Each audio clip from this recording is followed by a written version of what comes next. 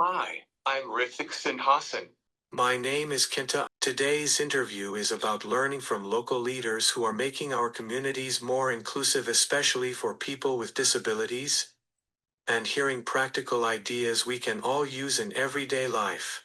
Today we are speaking with Amanda Tipkemper, someone we have known for a very long time. Please tell us about your current work and what you've done in the past. I have worked in the community, the autism, disability, behavioral health, special education community for my whole entire professional career here in the greater Cincinnati area. I started out with my bachelor's in psychology and went to a place called Cincinnati Center for Autism, where this this magic began, right, guys? So many years ago. After Cincinnati Center for Autism, I moved to the Children's Home of Cincinnati. The Children's Home of Cincinnati is now called Best Point Education and Behavioral Health. So I was asked to help them expand a program they had just started. At the time was called the High School for Students with Autism and Related Disorders. It is now called the Heidt Center of Excellence. So I worked there from 2012 until 2024, developing an alternative environment, again, educational environment, a high school for students on the autism spectrum, which ultimately became a middle school, high school, and a transition program. So those were my formal jobs where I worked for employers. And then in 2024, I became self-employed. And now I'm working across diagnoses, across labels, across age spans, and across systems. Very impressive. I like to ask what your source of passion is, and I also like to ask if there are any memorable moments or experiences you like to share. The source of passion is something that I've been uncovering that throughout my career. I have been a social justice warrior for a really long time. Somebody who has felt passionate about standing up for someone who is struggling, someone who um, is the new kid at school, someone who has experienced bullying, someone who doesn't know where to sit at lunchtime. I was the kid who would invite that kid to come sit down, instead of watching them walk around and struggle. Probably came from the fact that when I was really, really young, I wasn't able to speak. You guys don't know this about me, so this might be a surprise. I didn't hear well, and it was a medical issue that was resolved, but it impacted my ability also to communicate effectively. And I can remember how that felt. Okay, so I remember not being understood by my family, by my parents, by my sister. I remember being misunderstood a lot. I remember being made fun of when I began talking and how I had a speech impediment and how that was really challenging for me. So, like I said, over the years, I look back and realize how impactful that experience was on me.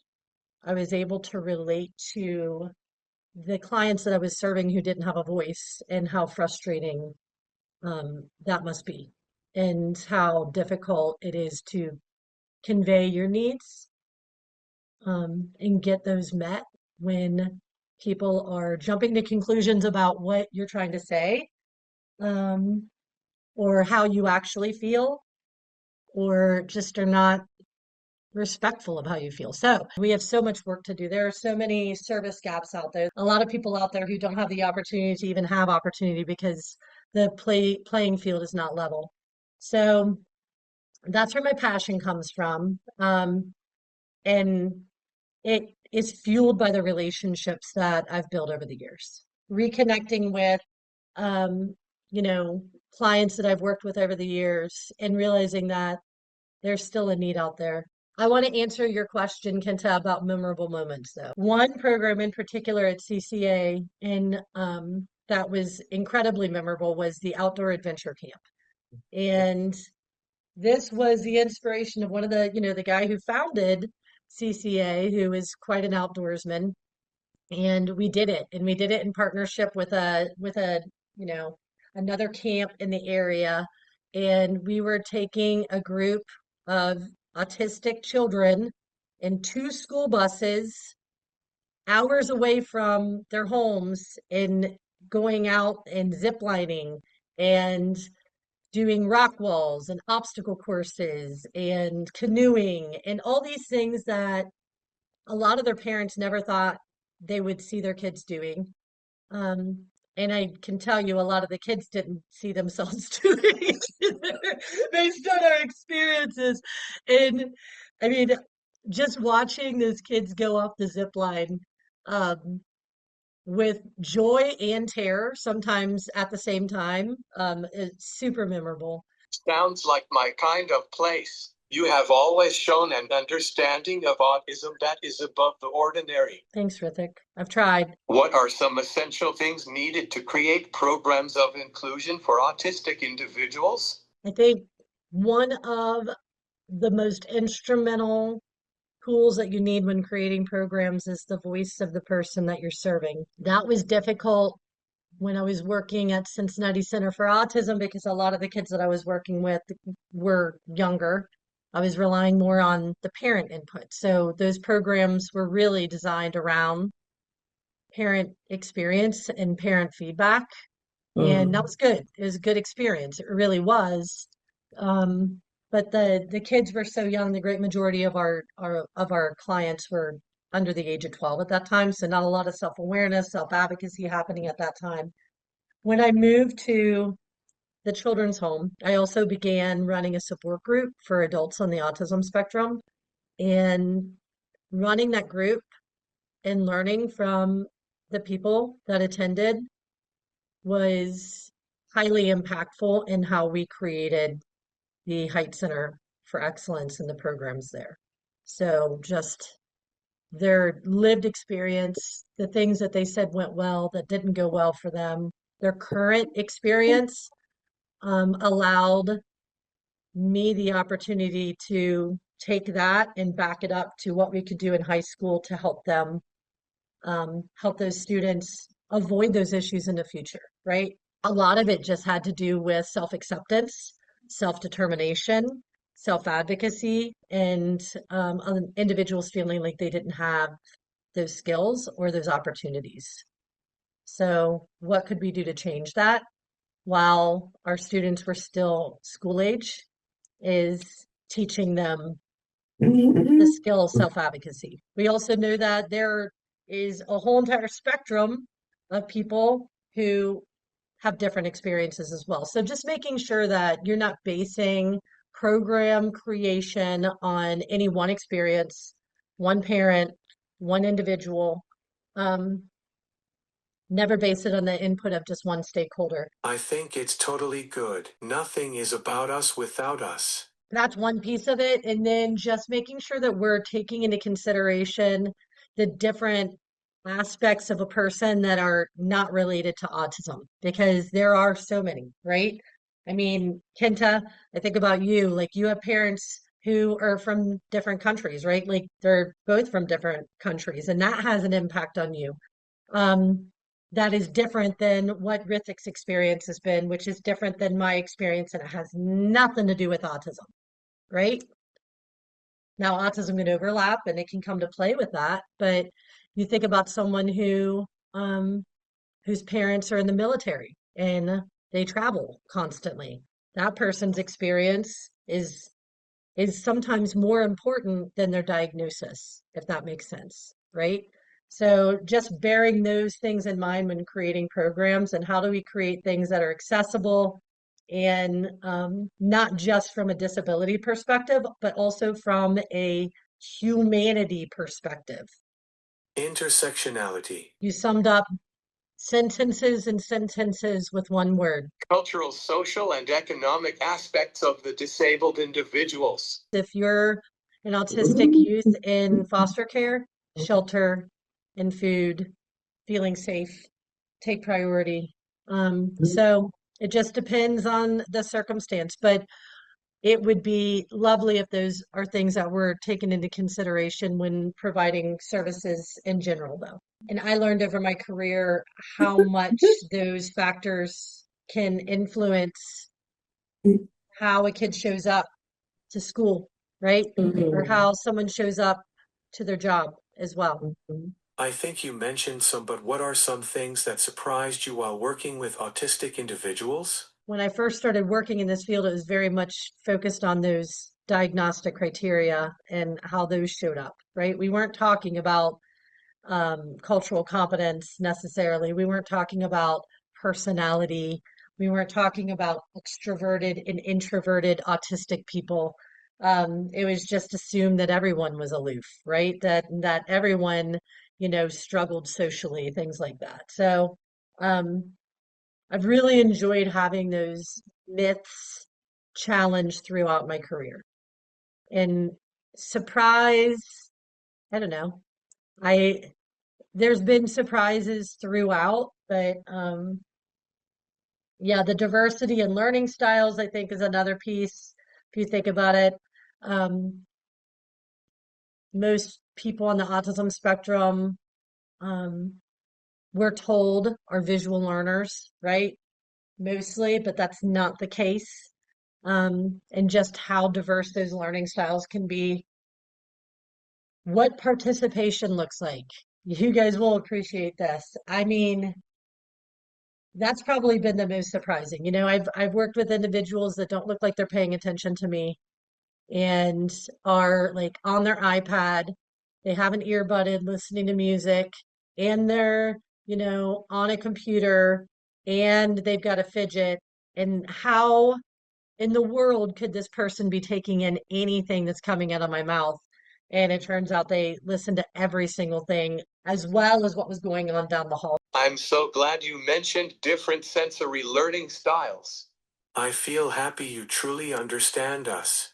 When you create a safe environment for individuals, regardless of their diagnosis, it's amazing to see what can happen, right? I saw that with the adult support group as well. I saw friendships, I saw fights, I saw relationships, I saw marriages, I saw beautiful things. Maybe at one point that would have surprised me in my career. At this point, it's hard to be surprised because I've seen and experienced so many amazing, amazing things. What is something you like to do for fun? I'm on a volleyball team. So that's fun. I enjoy doing that. A lot of my former clients and families know that I also love to sing and entertain, and I'm in a rock and roll cover band. That's one of my things that I do for fun. And then lastly, I'm just going to name three, is that I love gardening. I have a green thumb. I never thought I would have this skill, but I have flowers and vegetables outside and indoor house plants, and I really enjoy nurturing those um, and seeing them grow. What do you think we can all do to help make the world more inclusive? Beginning by advocating for change that can benefit the most, right? I am a huge advocate for universal design. So, universal design in architecture, universal design in learning. Um, so, I think all of us advocating for universal design whenever it's possible and making this the chant for just educational and physical access. One of the things that I've noticed, I've been a part of a lot of advocacy efforts over the years, is that there's a lot of divisiveness, unfortunately, and people that are picking up the torch for their one individual, very individualized need. And I really think that we need to find what is the biggest and broadest need that can benefit the most, right? So the example would be a ramp, because a ramp is something that can be used by all, whereas steps can be used by some, right? That's the easiest example.